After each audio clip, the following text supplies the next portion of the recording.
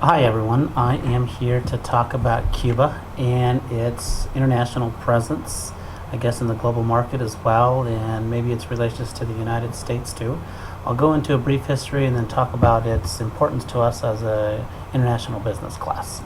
I know that when we talk about and think about Cuba, we think about Fidel Castro and communism, but I wanted to start out on a lighter note talking about Ernest Hemingway, who actually lived in Cuba for quite some time and interacted with all these political figures as well.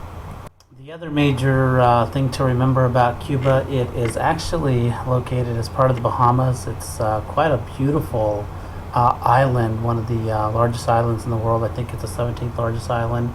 So we'll talk about some of the economy and the potential tourism around it. So really from these last two pictures, you're really able to tell how scenic and how beautiful it is on this Caribbean island, and really, what it has to offer from a tourism standpoint. So I also just wanted to briefly discuss some of the people and the culture. Most of the people are from African American descent, as well as Spanish descent as well. So really describes the different cultures that are going to be portrayed within Cuba itself. I think the other thing to remember when thinking about Cuba is definitely the socialist and even communist type of environment that people have lived in. It's been a very police-driven country for quite some time, and probably will continue until the death of Fidel Castro.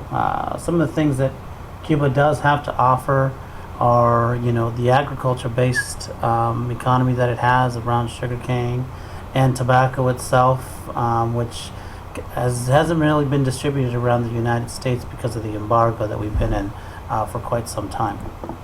One other area that you probably recognize this symbol from is the Bacardi. I think Cuba, amongst some of the other Caribbean islands, has to offer to one of the things that has to offer to our country, as well as some of the liquor and the liqueurs that has been able to provide to us. As well as another thing that either the United States or other countries has to offer to Cuba is, manufacturing. There used to be quite a manufacturing presence with our motor vehicle companies, and even today, this picture is fairly recent. This is what people are driving around in today. Another major industry for Cuba itself is the tourism industry. In fact, you'll see in another slide how folks actually go get to Cuba. But essentially, you can see the influence and how beautiful it is and what the country really has to offer from a tourist standpoint. Unfortunately, I think one of the things that the United States has continued to keep an embargo. However, with the current administration, they have begun to loosen up its strings a little bit more, and we should see a little bit of more tourism, as well as people going into that country to help develop and bring money into it as well. International tourism and the Cuban economy, that's probably the biggest thing it has to offer for Cuba itself, as well as what we call the Royal Cruise Line. They also seem to be have quite a presence there in Cuba.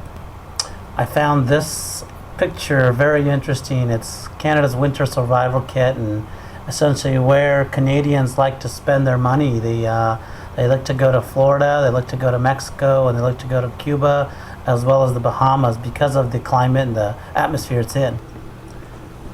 Another area I think that really Cuba can help penetrate the U.S. market is with its tobacco and cigar industry.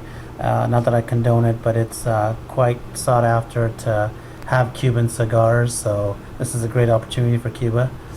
And then lastly, just want to talk about the housing market itself. Currently in Cuba, people aren't allowed to own property. However, there's been some articles about potentially opening that up, which will drive taxes, which will drive money back into Cuba for both residents and non-residents as well. So lastly, just want to just talk about some of the speculation that's really happening. There is, from an investor standpoint, people are starting to speculate as Cuba being an emerging market for investors, and most likely we'll begin to see that here probably in a few years once the administration passes away, or Fidel Castro passes away. So I hope you enjoyed this presentation, and back to some music.